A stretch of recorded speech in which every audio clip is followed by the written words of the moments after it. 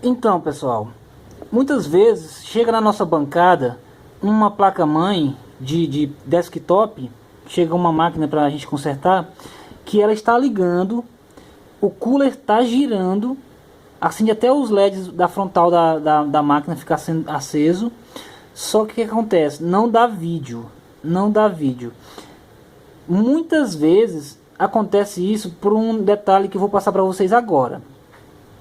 A gente sabe que o circuito do processador, também conhecido como conversor DC-DC síncrono, ele tem que estar funcionando perfeitamente para o processador poder funcionar e assim executar suas funções.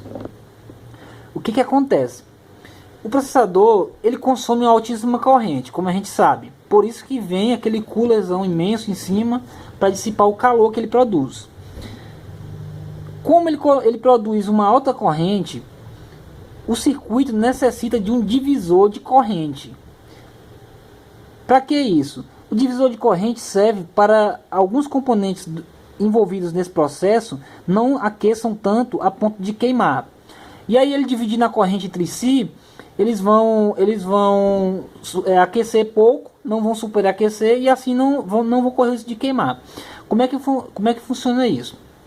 A gente tem aqui, ó, o processador, e aqui do lado a gente pode ver, ó, aqui a gente tem o conectorzinho aqui dos 12 volts que vem da fonte.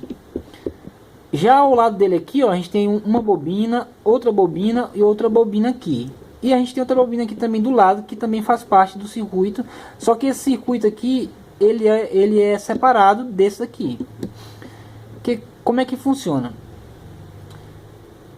Aqui do lado, ó, a gente está vendo que a gente tem um CIzinho quadradinho aqui, ó. Ele é o CI gerador de PWM.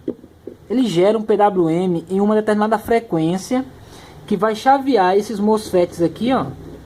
Esses MOSFETs aqui do circuito e fazer ele produzir a tensão necessária para o funcionamento do processador. Por que o fabricante coloca 3 bobinas aqui? Eu digo 3 bobinas porque cada bobina aqui representa um estágio do circuito. Ou seja, a corrente, no caso desse circuito aqui, ó, que a gente está falando agora, ela é dividida por 3. O que acontece? Se o processador consumir 30 amperes, vai passar 10 amperes por cada bobina dessa aqui, por cada circuito desse. Então a corrente vai estar dividida. Que vai ser muito diferente do que se fosse passar os 30 amperes por apenas esse circuitinho aqui, ó, por apenas um. Consequentemente, se isso acontecesse, ele iria queimar. Então está dividido aqui. Quando a gente pegar uma máquina com essa situação, que o coelho está girando e a placa, os LEDs da frontal do PC tá piscando e tudo, mas não dá vídeo, a gente tem que medir os PWMs que é fornecido nos gates de cada MOSFET desses aqui, ó. Inclusive desses aqui também.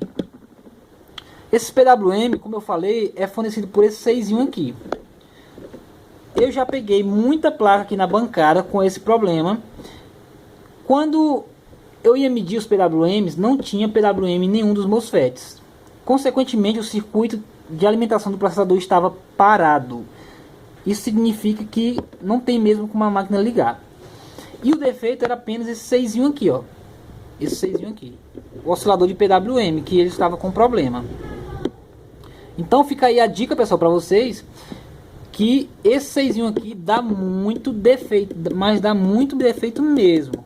Você pode trocar ele, você pode ver um da placa de alguma placa mãe que você tiver aí. A referência tem que ser idêntica, tem que ser igual. Não adianta você colocar 6 de outra placa que não vai dar certo.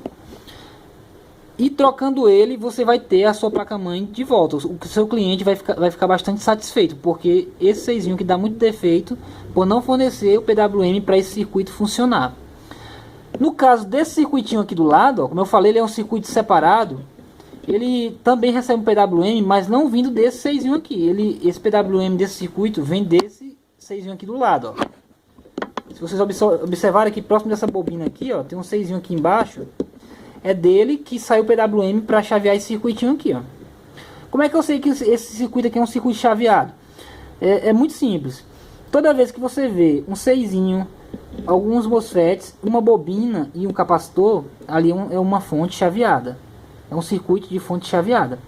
Então aqui caracteriza um circuito de fonte chaveada. Bom pessoal, é isso aí. Espero que vocês gostem. Compartilhe aí o nosso vídeo. E muito obrigado.